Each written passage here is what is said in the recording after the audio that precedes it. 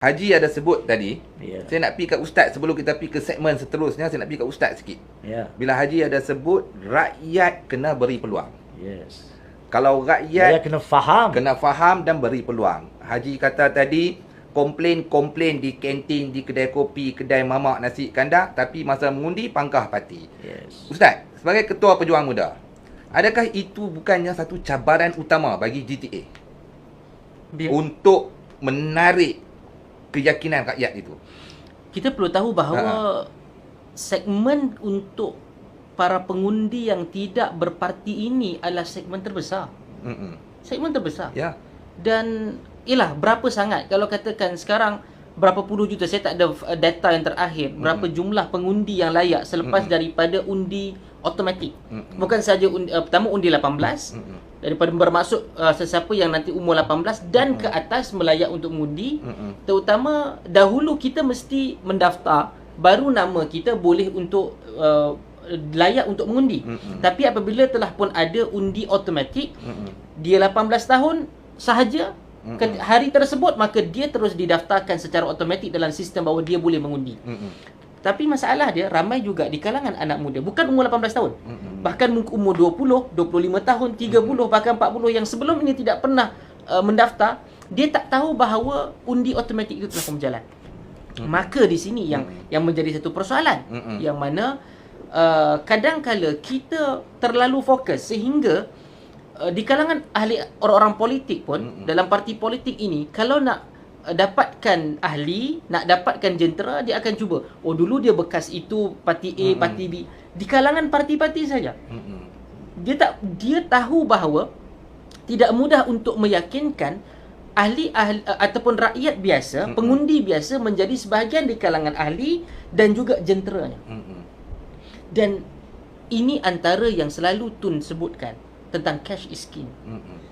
Saya menerima banyak di kalangan pimpinan-pimpinan anak muda, khususnya dalam pejuang muda, apabila mereka cuba untuk tarik ataupun bawa bersama dengan anak-anak muda yang mungkin rasa telah pun letih, bahkan untuk program, mana-mana program yang didatangi oleh Tun, dia kan kata, oh ni mesti ada duit raya ni. Mereka dah simpan dalam otak. Dah ada dalam otak dia, mesti kena ada duit. Datang mesti kena duit, datang mesti akan dapat duit. Dan inilah bahana cash is king. Yang kadang-kadang orang sebut, dulu orang kata, bila masa Tun, lepas habis langkah Sheraton, Tun duk keep attacking Najib Razak. Sampai orang kata, ni dah gila sangat, obses sangat ke dengan Najib Razak? Ratib hari-hari. Duk ratib hari-hari. Tapi lepas dia ditangkap dan diputuskan tidak lagi boleh bebas di luar, masuk dalam kajang, tengok macam mana kesan dia buat. Sebab itu mengingatkan rakyat Malaysia terhadap apa yang dia lakukan itu sangat-sangat penting. Dan kesan dia dan tulisan, saya ingat dua tulisan terbaru Tun menunjukkan bagaimana dia telah pun berjaya merubah dan merosakkan orang Melayu untuk menjadikan rasuah sebagai benda yang diterima oleh semua. Dan ini antara cabaran. Cabaran dia adalah untuk meyakinkan bahawa mereka ini berpartisipasi menjadi aktivis dalam parti politik itu dan mahu untuk mengundi. Mahu untuk mengundi, bukan semestinya mengundi GTA ke, mengundi PH ke, PN ke ataupun BN, untuk dia turun mengundi pun. Bukti ni apa? Melaka dan juga Johor. Melaka tu mungkin agak strict lah SOP. Di Johor lebih luas dan lebih baik SOP-nya, tetapi rakyat tetap tidak turun. Orang Melayu khususnya tidak turun. Jadi inilah yang kita perlu tahu. Dan sekarang ini GTA ke mana-mana parti politik sedang bergerak memberikan ingatan kesedaran kepada orang Melayu. Dan sekiranya nanti selepas daripada PRU 15, parti yang rosak dan korup ini kekal ada, jangan salahkan parti politik, tetapi salahkan diri kita. Sebab saya kira kalau katakan seminggu sekali kami ni muncul, dan saya kadang-kadang terpaksalah untuk cari kok mana pun tiba-tiba idea datang nak buat rakaman dan serahkan kepada Abang Fazli. Abang Fazli buatlah editing dan kemudian hantar. Dan akhir sekali bila saya hantar pada Abang Fazli duk post di Inspirasiku channel, tiba-tiba dia pusing mic ke saya balik. orang kongsi ke saya balik ucapan saya kan. Kita buat yang terbaik. Betul. Dan kita pun tahu bahawa kita duduk di sini untuk menggerakkan GTA ni, kita bukan dapat bayaran ke apa semua, tak. Tapi sebab saya, Haji Hanif dan Abang Fazli kita sayang negara ini. Betul. Ini rumah saya, ini rumah kita. Kalau ia rosak, habis kita. Kita tak ada tempat lain.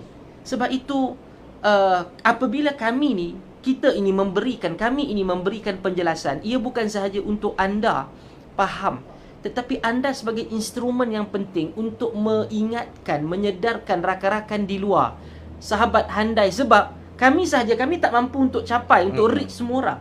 Anda yang akan duduk tadi di kedai kopi, di kantin, di masjid surau, dalam grup-grup WhatsApp, grup-grup WhatsApp sekolah, kawan, masjid, taman, untuk ingatkan bahawa yang pertama turun untuk mengundi. Ada kesedaran itu tadi. Dan orang Melayu Islam adalah segmen terbesar dalam negara ini, yang boleh merubah, yang boleh menafikan UMNO, Barisan Nasional, Perikatan Nasional untuk tidak kembali memerintah. Hari ini masalah yang kita ada, semua orang yang sama. Dia keluar daripada UMNO, dia masuk ke Bersatu, itulah masalah dia. Dan yang Bersatu pula patah balik masuk ke UMNO, itulah orang dia yang masalah. Dan pejuang betul lah. Kalau katakan kami ni, kalau pejuang kita nak, lama dah kita duduk kekal dengan Bersatu. Betul. Kurang-kurang tak dapat ni, macam-macam boleh ni. Betul. Ada yang duduk sapu sana sini kan. Kita boleh. Betul. Kita duduk di sini bukan dapat apa, menjadi pembangkang. Kira bahasa orang politiknya tak cerdik lah. Kan? Kalau nak fikir untung rugi tu tadi, baik pergi belah sana. Saya ada kawan yang bukan sikit, bukan tua, orang muda, gaji dahsyat, bercakap hebat konon, apa certification ataupun qualification dahsyat-dahsyat. Tapi apabila sampai kepada tahap untuk menentukan menjadi Melayu yang ada maruah, Melayu yang berprinsip, Melayu yang baik, dia kalah dengan jawatan dan juga dengan bayaran duit. Jadi anda sekarang ini, semua kita ni rakyat Malaysia, orang Melayu, anda adalah raja sekarang. Sebab parti-parti politik sedang tumpu kepada anda nak dapatkan undi tu tadi. Nak dapatkan undi. Jadi pastikan undi itu tidak dapat dijual beli lagi, sebab kita ni saya tak pasti tarikh akhir untuk digazetkan dan berjalannya undang-undang anti lompat parti itu mungkin dalam sebulan 2 bulan lagi, tertakluk kepada perkenan Agung. Dan kita harap sebelum pilihan raya umum ke-15 ia telah pun berjalan, dan tidak boleh lagi untuk mereka dengan mudah. Sebenarnya undang-undang itu ada loophole saja. Ada ruang untuk dimanipulasi. Sebab tidak ada undang-undang yang dibuat oleh manusia yang sempurna. Akan ada ruang untuk dia ni. Termasuklah kita tengok macam mana manipulasi Najib terhadap hak dia berada di mahkamah kan. Jadi dia guna. Kita tak boleh nak bantah, kita tak boleh nak kata dia tidak berhak, tapi dia gunakan hak itu sehingga kan macam-macam terjadi. Baik. Jadi apabila ada ruang kelemahan itu yang digunakan oleh ahli politik, sekurang-kurangnya kita menyusahkan mereka untuk memanipulasi undang-undang tersebut ataupun hak untuk lompat parti dahulu. Jadi anda, saya, kita semua sedang menuju ke posisi menjadi raja. Yang tak pernah nak turun, tak tunjuk muka akan turun. Okey, yang tak pernah baring atas lantai akan mula baring atas lantai. Jadi naik basikal lah, naik apa-apalah kan. Selama ni naik Rolls Royce, okey, naik Ferrari, Range Rover apa semua kan. Sekarang dia akan mulalah sebut pun susah. Sebab kita pun boleh bayar Myvi kan. Jadi inilah yang sama-sama kita perlu sedarkan. Dan kita perlu ada satu eagerness untuk bagi peringatan dan kesedaran ini kepada keluarga kita. Sebab ia akan tanggung, terutama orang muda. Saya sebagai ketua pejuang muda.